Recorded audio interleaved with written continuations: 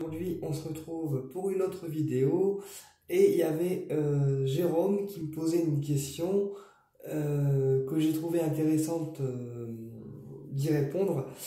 C'est pouvons-nous avoir un guide qui soit déchu de ses pouvoirs? Pouvons-nous avoir un guide de lumière qui soit déchu de ses pouvoirs parce que il est mauvais ou autre? Alors la réponse est non, on a tous des guides de lumière. Et un guide de lumière reste un guide de lumière. Aucun guide ne peut être déchu de ses pouvoirs.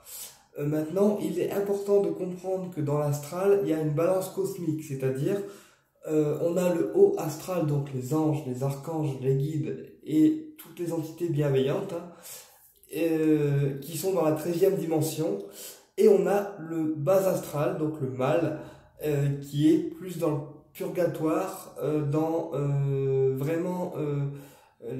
bas astral, quoi, vraiment le bas astral.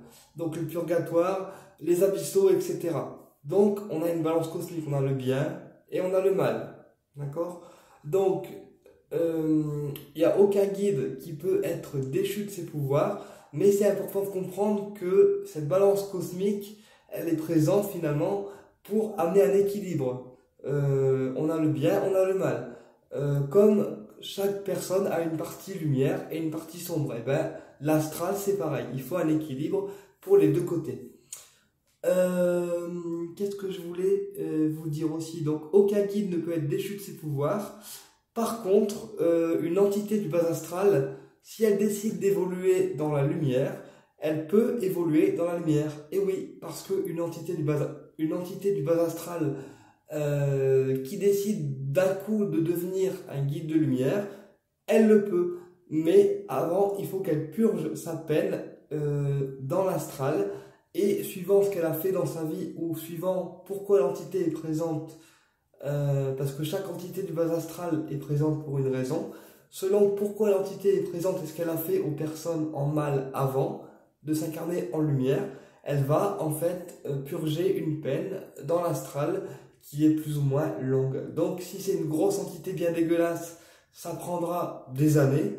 Et si vraiment l'entité elle a été méchante mais à un niveau raisonnable, eh ben elle va purger sa peine dans le purgatoire avant de s'incarner en entité de lumière. Voilà. Et devenir un guide pour une personne. Voilà, donc les entités du bas astral, c'est comme ça. Donc il y a le bien et le mal.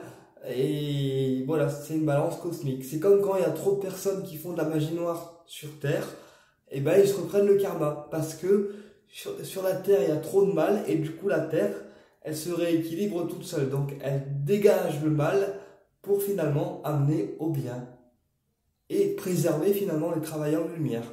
Voilà. Ça c'est fait. Qu'est-ce que je voulais vous dire? Ensuite, il faut savoir que le bas astral il est présent pour une raison quand même aussi valable que le haut astral, hein, puisque le bas astral, quand il va sur une personne pour lui nuire, en fait, c'est ordonné par un sorcier, voilà, qui fait de la magie noire avec un sort, avec une cage, et il emprisonne en fait l'entité dans la cage, et l'entité forcément, elle va bouffer la personne parce que c'est un pacte en fait qui est passé avec le sorcier. Et le sorcier ordonne à l'entité, grâce à des pentacles, d'aller nuire à la personne. Donc, c'est-à-dire que l'entité est dans une cage autour de vous, donc tout autour de vous, et elle va vous nuire parce que c'est ordonné par le sorcier. Et la seule façon de dégager cette entité du bas astral, c'est de passer par un dégagement ou un désenvoûtement pour briser la cage et finalement vous libérer. Voilà, donc, mais l'entité du bas astral, il faut comprendre qu'elle est aussi victime que vous quand vous recevez une attaque ou un sort, parce que c'est ordonné par quelqu'un, c'est-à-dire que c'est quelqu'un qui envoie l'entité sur vous.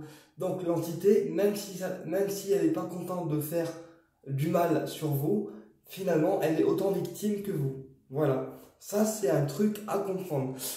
Pareil, quand nous, les médiums, on fait des dégagements et des désenvoûtements, on déprogramme les cages, on déprogramme les sorts.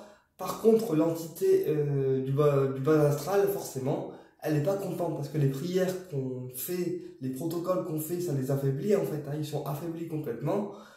Et du coup, quand on brise la cage pour désenvoûter quelqu'un, l'entité du bas astral, elle va aller voir le sorcier pour le défoncer parce que le sorcier lui promet toujours protection, des offrandes, etc. en récompense en fait de ce qu'elle va vous faire en mal. Et les sorciers honorent en fait finalement jamais leurs promesses. Et c'est pour ça que l'entité, quand on brise la cage et on brise le sort ou les attaques, l'entité se retourne contre le sorcier parce que le sorcier a promis protection, a promis des cadeaux, des offrandes, et finalement le sorcier, mais quand on dégage l'entité, le sorcier il s'en bat les couilles parce que il a fait la cage, il a fait le sort, et lui après il s'en lave les mains quoi, c'est plus de son ressort. Et c'est pour ça que quand on dégage une entité du bas astral, pour moi elle est autant victime que nous, parce que elle est envoyée par quelqu'un pour nous nuire.